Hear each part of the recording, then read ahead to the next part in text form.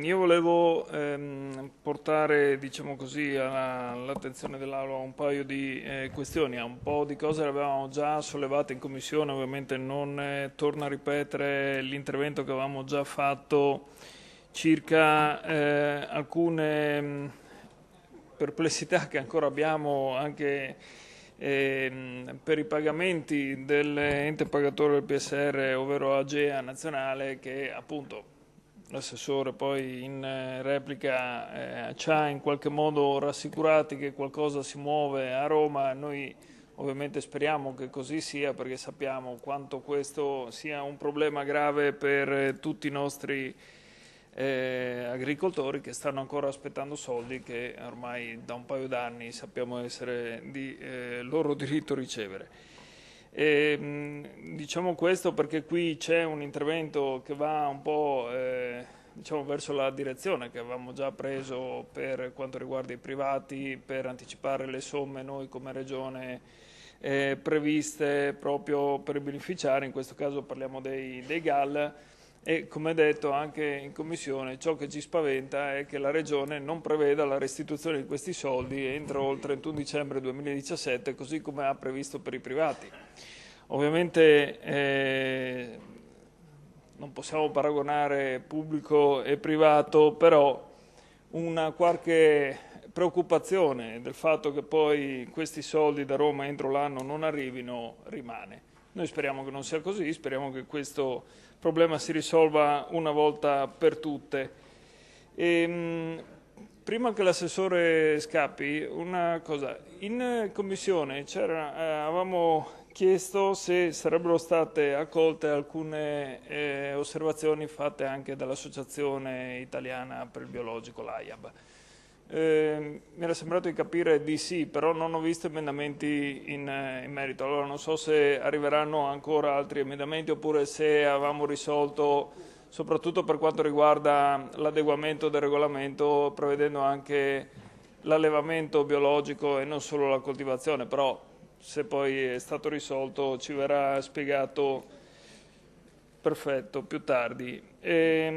Ultima cosa. Come abbiamo spesso e volentieri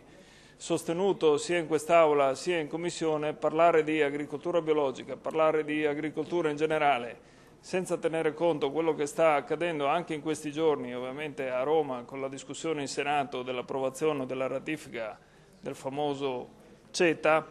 è una cosa ovviamente che noi continuiamo a fare nella speranza che questo trattato porti qualche vantaggio alla nostra agricoltura, ma noi continuiamo a sostenere, e non siamo da soli, e per fortuna diventiamo sempre di più quelli che ritengono che questo trattato porterà solo danni e disastri economici per i nostri agricoltori,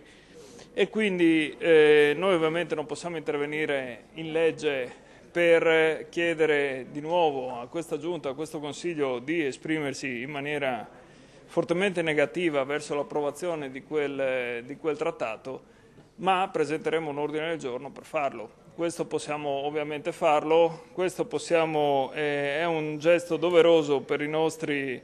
agricoltori, è un gesto doveroso per chi vorrà coltivare agricoltura biologica e usufruire anche delle norme previste da questo disegno di legge. E credo che continuare a sottovalutare quelli che potrebbero essere gli effetti di questo trattato anche nella nostra regione non sia un atteggiamento responsabile da parte di chi siede anche in quest'Aula. Ne abbiamo parlato spesso, abbiamo presentato varie mozioni su questi temi, mozioni che non sono mai state votate, che ci è sempre stato chiesto di riportarle in commissione per affrontare delle discussioni. L'abbiamo fatto, come quella della Bolkestein, come mi ricorda la consigliera Piccini, e ogni volta che noi dobbiamo trattare queste cose preferiamo non farlo. Quindi io credo che sia giunto il momento poi di prendere effettivamente una decisione, visto che di questa cosa si parla a Roma in questi giorni nelle varie commissioni del Senato, e visto che credo che tutti i consiglieri o comunque quantomeno i capigruppo abbiano ricevuto anche le lettere di raccomandazione in tal senso arrivate anche dalla Coldiretti, quindi non è il Movimento 5 Stelle ormai che sostiene queste cose, ma sono gli agricoltori, i coltivatori stessi in prima persona a chiedere al governo di prendere, o meglio non prendere, determinate decisioni, e quindi noi auspichiamo che anche quest'Aula sia consapevole di quello che sta accadendo ovviamente a livello, possiamo dire, globale. Grazie.